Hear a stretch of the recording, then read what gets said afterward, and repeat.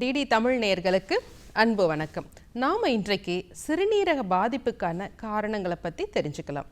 நம்ம நாட்டில் பார்த்திங்கன்னா ஒரு 20% ஆஃப் மக்களுக்கு ஏதாவது ஒரு வகையில் சிறுநீரக பாதிப்பு இருந்துக்கிட்டே இருக்குது. ஒரு கணக்கெடுப்பு படி இன்றைக்கு கிராமப்புறங்களில் நகர்ப்புறங்களை காட்டிலும் அதிகமான சிறுநீரக பாதிப்பு இருக்குது. இதற்கு என்ன காரணம் அப்படின்னு தெரிஞ்சுக்கிறதுக்கு முன்னால் சிறுநீரகத்தோட வேலைகளை நம்ம தெரிஞ்சுக்கலாம். நம்ம உடம்புல நம்ம எல்லா ரத்தத்தையும் சுத்தம் பண்ணணும் அப்படின்னா அது சிறுநீரகம் தான் அடிப்படை. இது எப்படி இருக்குன்னா ஒரு பீன் ஷேப்பில் இருக்குது. ஒரு 10 to 12 சென்டிமீட்டர் அளவில் நம்மளுடைய உள்ளங்கையை மடக்கி வச்சா எப்படி இருக்குமோ அந்த அளவில் நம்ம விலா பக்கத்தின் பின்பகுதியில் இருக்குது 2 சிறுநீரகங்கள் இருக்குது. இந்த சிறுநீரகத்தில் இருக்க நெஃப்ரான் தான், கோடிக்கணக்கான நெஃப்ரான் தான் நம்ம ரத்தத்தை ஒவ்வொரு செகண்டும் சுத்திகரிச்சுட்டே இருக்குது. எடுத்துக்காட்டாக பார்த்திங்கன்னா ஒரு நிமிஷத்தில் ஒரு அரை கப் அளவு ரத்தத்தை அதை சுத்திகரிச்சுட்டே இருக்குது. ஒரு நாளைக்கு பார்த்தீங்கன்னா 800 முதல் 2000 மில்லி லிட்டர் அளவு யூரினை அது வெளியேற்றிக்கிட்டே இருக்குது. இது மட்டுமா செய்யுது, நம்ம உடம்புல இருக்க கழிவுகளை வெளியேற்றணும்னா கிட்னி தான் மெயின் பங்கு வகிக்குது. என்னென்ன கழிவுகள் பார்த்தோம்னா யூரியா, யூரிக் ஆசிடை தினமும் வெளியேற்றி கொண்டே இருக்குது. ரத்தத்தை சமநிலையில் வச்சுக்கணும்னா அதோடைய கனிமங்கள் அளவு முக்கியம். கால்சியம், பாஸ்பரஸ், பொட்டாசியம், சோடியம் இதை சரியாக சீராக வைத்து கொள்கிறது. அதற்கப்புறம் உடலின் இரத்த அளவை அதாவது இரத்த ப்ரெஷர் அப்படின்னு சொல்லுவோம், அதை சீராக வச்சுக்குது. நம்ம உடம்புல இரத்த சோகை இல்லாமல் பார்த்துக்கிறதும் சிறுநீரகம் தான்.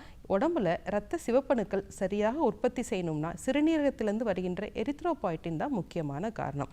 நம்ம நல்ல உடம்பை பார்த்துக்கணும். விட்டமின் டி சார்ந்ததை நிறைய நம்ம எடுத்துக்கிறோம். ஆனால் இந்த விட்டமின் டி உடம்புல ஆரோக்கியமாக நம்ம செயல்திறனை கூட்டணும்னா அதற்கு சிறுநீரகம் தான் தேவை. சிறுநீரகம் சரியாக வேலை செஞ்சாதான் இந்த விட்டமின் டி ஆனது உடலில் பயன்படுத்துமாறு நமக்கு மாற்றி கொடுக்கப்படும். சரி, இந்த சிறுநீரகம் இவ்வளோ வேலை செய்கிறது. என்னென்ன காரணங்கள்னால இந்த சிறுநீரகம் பாதிக்குது அப்படின்னா எண்ணிலடங்கா காரணங்கள். அதில் முக்கியமான காரணம் பார்த்திங்கன்னா கட்டுப்படாத சர்க்கரை அளவு. இன்றைக்கி இந்தியாவில் பெரும்பாலான மக்களுக்கு சர்க்கரை நோய் இருக்குது. அந்த சர்க்கரை நோயை நம்ம அடிக்கடி டெஸ்ட் பண்ணிக்கிறது இல்லை. நமக்கு சிம்டம்ஸ் கிடையாது, நமக்கு எந்த தொந்தரவும் இல்லை. 200 தான் இருக்குது டாக்டர், 250 தான் டாக்டர் இருக்குன்னு சொல்கிறோம். ஆனால் இப்படி ஆரம்பத்தில் இப்படி இருக்கிற சர்க்கரை அளவானது படிப்படியாக அந்த சிறுநீரகத்தில் இருக்க நெஃப்ரான்ஸை சேதமடைய செய்கிறது. எடுத்துக்காட்டாக பார்த்தோம்னா நம்ம ஒரு ஜல்லடையில் ஒரு டீயோ காஃபியோ வடிகட்டுறோம். ஆனால் அந்த ஜல்லடையில் வடிகட்டுற அளவுக்கு மேலே நம்ம கழிவுகள் வரும்போது அது ஜல்லடை ஓட்டையாகுது. அதே தான் நம்ம நெஃப்ரான்ஸ்க்கு அதிகப்படியான தொந்தரவுகள் கொடுக்கும் பொழுது அந்த சிறுநீரகத்தில் இருக்க சின்ன சின்ன இரத்த நாளங்கள் நமக்கு சேதமடைகிறது. இதற்கு அடுத்தபடியாக மிக அதிகமான காரணம் பார்த்திங்கன்னா கட்டுப்படாத ப்ரெஷர், பிளட் ப்ரெஷர். நான் பேஷண்ட்ஸ்க்கு நிறைய பேர் பார்க்கும்பொழுது பார்த்திங்கன்னா அவங்களுக்கு சராசரியாகவே ப்ரெஷருடைய அளவு அதிகமாக இருக்கும். அவங்களுக்கு நான் அட்வைஸ் பண்ணுறதோட கண்டிப்பாக நீங்கள் ப்ரெஷருக்கான மருந்துகள் எடுத்துக்கணும் அப்படின்னா எனக்கு சிம்டம்ஸ் இல்லை டாக்டர் அப்படிங்கிறாங்க. அதற்கப்புறம் பார்த்திங்கன்னா நான் ப்ரெஷருக்கு மருந்து சாப்பிட்டா கிட்னி போயிருமான்னு கேட்குறாங்க. ப்ரெஷர் கட்டுப்பாடாக இல்லாமல் இருந்தால் தான் கிட்னி நமக்கு சீக்கிரமாக சேதமடையும்.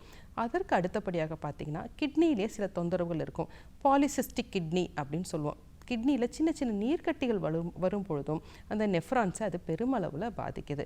அதற்கப்புறம் முக்கியமான காரணம் அப்படின்னு பார்த்தீங்கன்னா நம்மளுடைய மருந்து மாத்திரைகளை நம்ம சரியாக சாப்பிடாமல் இருப்பது.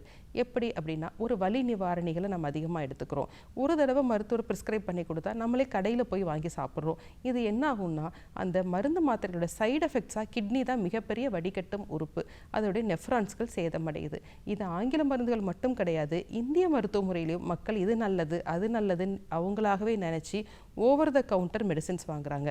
அப்போ ஒரு மருந்து நல்லதாக இருந்தாலும் அதிகமாகவோ அவர்களுக்கு தேவையில்லாத மருந்துகளை எடுத்துக்கொள்ளும் பொழுதோ அவர்களுக்கு சிறுநீரகம் பாதிக்குது.